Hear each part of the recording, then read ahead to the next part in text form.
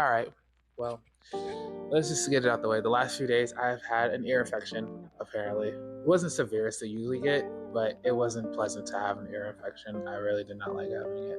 So I'm finally kind of over it. I'm actually feeling a lot better. A couple days ago, I fell down the stairs, these right here, because my equilibrium was off. And I got a dizzy spell in the kitchen, so I knew I had an ear infection. So it's all clearing up now. So I don't sound like this. I'm sounding like this just because I just started talking. So it's also early in the morning, so I'm kind of still adjusting to getting up early right now and everything. So, but other than that, yeah, life is life right now. But with that being said, hey, it's Kay. Welcome to my little corner of the internet.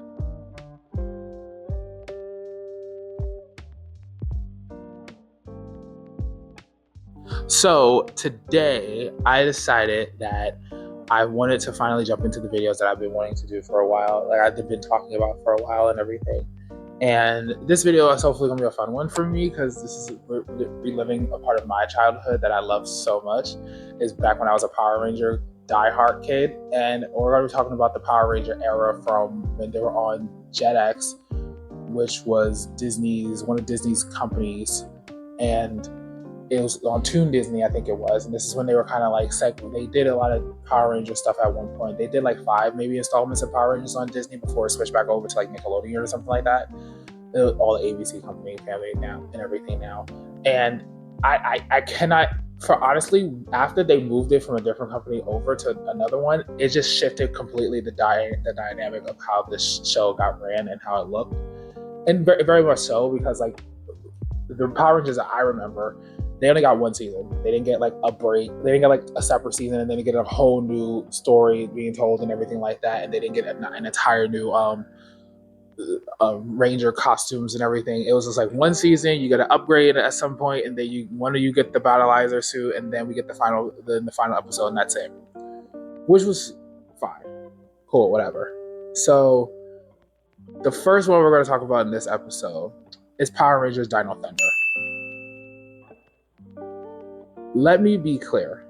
I know some people want to have their own opinions about these series, the ones I'm going to mention in this 3-part little video that I'm going to be doing, but this one is one of my favorites. Now, I'm not going to go too much into character detail or growth, whatever, because it's a Power Ranger series. They get as much growth as they possibly can, and some of them come out of their shell, some of them grow up to be more mature, some of them grow up to realize that humanity is around them. But I'm still very much just going to go based off of the general basic reasons as to why I like this series. It was now, if you see me looking down, I'm looking down in my little Prada book from my notes. So, Power Rangers Dino Thunder was the 11th installment of the Power Rangers franchise. I think this one came after Ninja Storm, if I am correct. But I think it either came after Ninja Storm or Ninja Storm came after this one, but I think it came after Ninja Storm.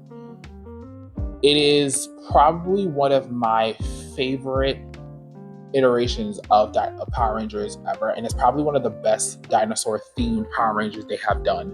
And trust me, they've done more than one. Well, of my era, I still think Mighty Morphin and all that beforehand were great eras of Power Rangers and everything. But this one for me is like it slaps hard, especially the theme song of this. The theme songs of the 3 that I want to talk about all slap way too hard. They are so fire for no reason, and they go in for just a theme song for real.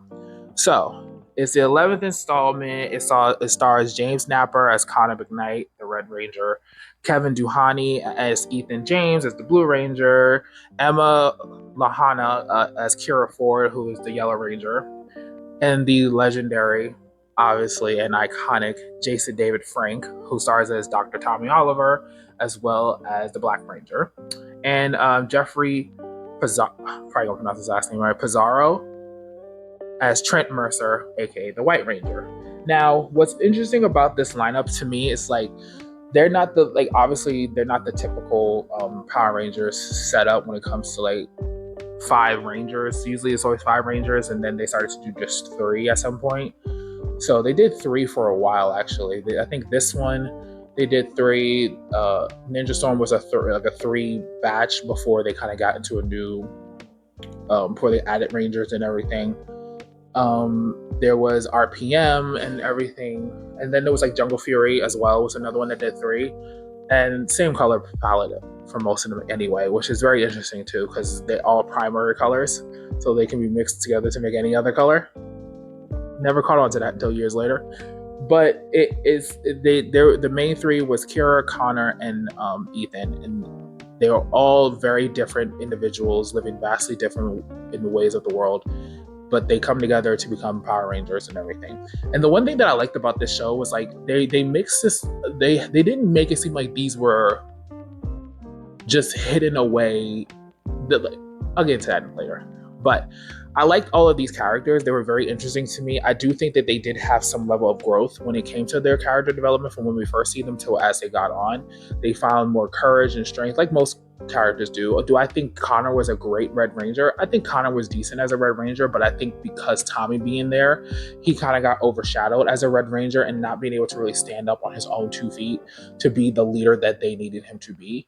Because when it's Jason David Frank, he sucks up all the air when it comes to Power Rangers. We all know that he's one of the most iconic Power Ranger ever. He's literally 4 of them and everything. But I did like how Tommy became Dr. Oliver and he became an archaeologist. Is it an archaeologist? I think it's an archaeologist. I could be wrong. But he became the person who studies dinosaurs and everything like that. And then he also figure out the dino gems, and he has a new team. Now he's working with them, and then he gets the black dino gem, and obviously that's like the added a ranger, like most groups do. They add another ranger at some point, someone who's more powerful than what they were originally than the group itself, but they add another layer to it and everything.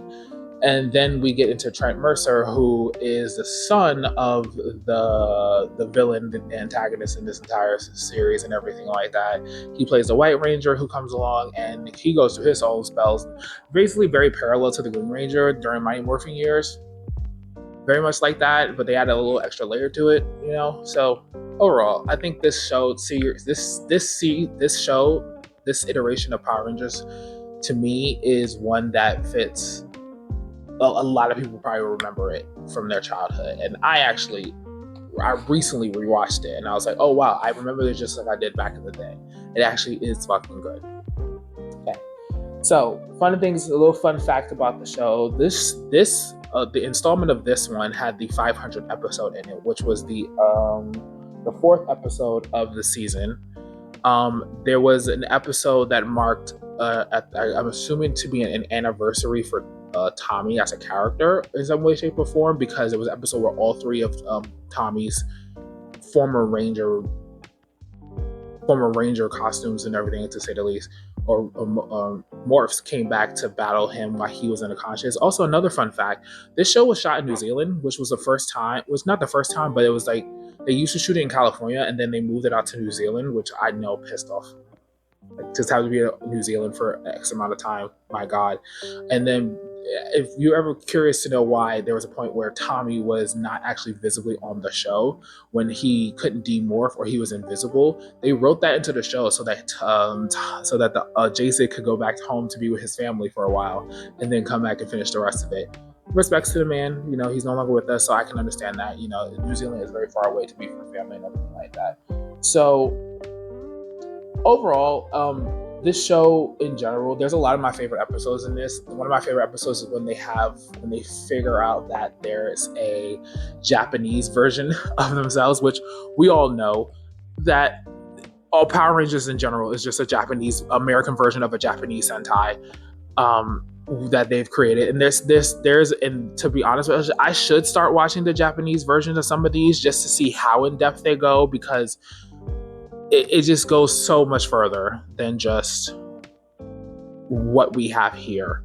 So that was one of my favorite episodes. I thought it was cool. I love the villain, the Mesogog, but I also loved how they kind of had these hybrid creatures that they would make, and they would grow big and they would fight them and everything like that. Their Zords were pretty cool too.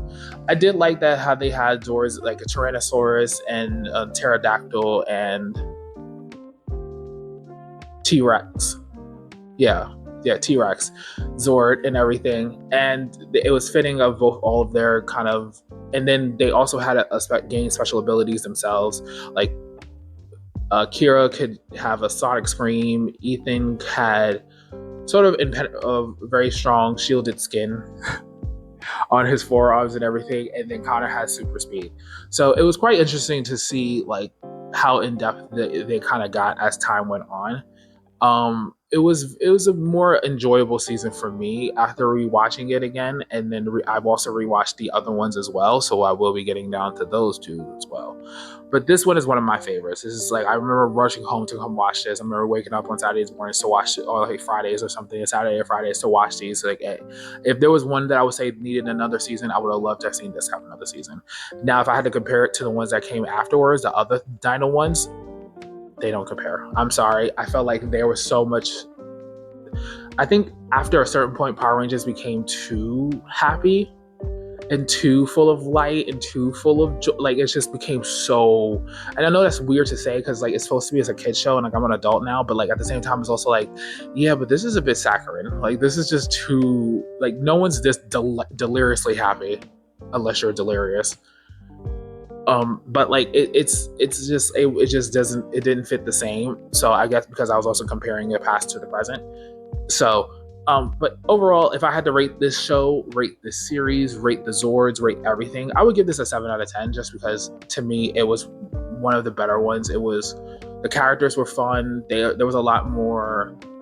There was something about them bringing. It was very much an homage to Tommy's time as a ranger in this entire series, to me at least, with the cafe and then having their sort of secret layer base and everything like that. Obviously they went on further, like literally every season after that kind of did their own version of it, obviously, to have them have like a hangout spot, which makes sense.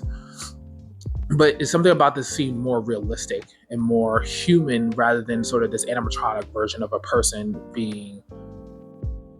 So some of them just like the newer seasons just to me just didn't resonate the same way. But other than that, that is.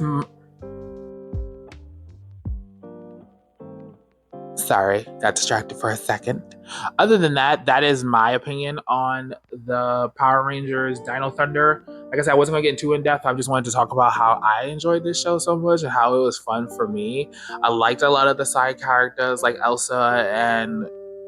Oh God, what was that guy's name? Yeah, he got destroyed. The other sidekick, that the other villain henchman that they had and everything like that. It was good. I also like the fact that Trent Mercer's father and Megazog were like the same person from a freak accident. So I was like, oh, there's so much history. There's so much detail in all of this, you know? Well, thank you all for joining me. I hope I didn't breeze through this too fast, but I'm trying to have some of these other things to do today, so I kind of have to get kind of quick. But thank you all for enjoying this. I hope you guys enjoy these series of episodes. I will try to get these out and done so that way I can kind of move on to other stuff eventually in the future. Also, I'm starting a new job soon, so who knows what my time might look like, but I'm gonna try to get things done as much as possible. Some of these might have to be done in my car, but for the most part, I'll try to keep it very much like still in a very homely setting and everything. So please like, comment, and subscribe. Thank you all so much for joining me in my little corner of the internet, and I will see you all in the next one.